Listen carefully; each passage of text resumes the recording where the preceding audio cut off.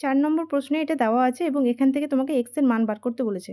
তাহলে ডিটারমিন্যান্টের ভ্যালু বার করা জানি আমরা যে কী হয়, কোনাকুনি গুণ হয়। যেহেতু এটা 2/2 অর্ডারের ম্যাট্রিক্স ডিটারমিন্যান্ট, তাহলে ডাইরেক্ট গুণ করে দেবো। তাহলে এটা কত হবে, 2 একে 2 মাইনাস 4 5 20।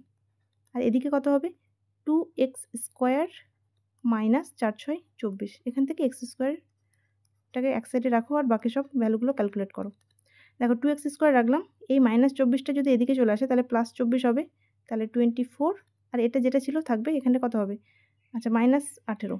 -18 মানে হচ্ছে তোমার 24 থেকে 18 বাদ মানে 6, ঠিক আছে। তাহলে এখান থেকে তোমার এক্স স্কোয়ারের ভ্যালু চলে আসবে 6/2 মানে 3।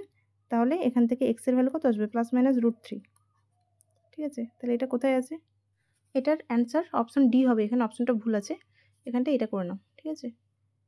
এটা ডি করে দাও, এটাকে একটা রুট দিয়ে দাও। 1 মিনিট।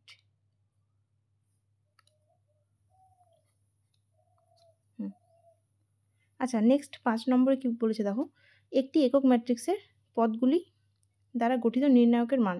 একক ম্যাট্রিক্স, ইউনিট ম্যাট্রিক্সে কী হয়, ডায়াগোনাল বরাবর পদগুলি 1 হয়। মানে ধরে নাও একটা আমি 2/2 ম্যাট্রিক্স নিচ্ছি, 1 0 0 1 বলেছে এই ম্যাট্রিক্সের যেটা ডিটারমিনেন্ট, তাহলে এটাকে ডিটারমিনেন্ট ফর্মে লিখে নাও 1 0 0 1।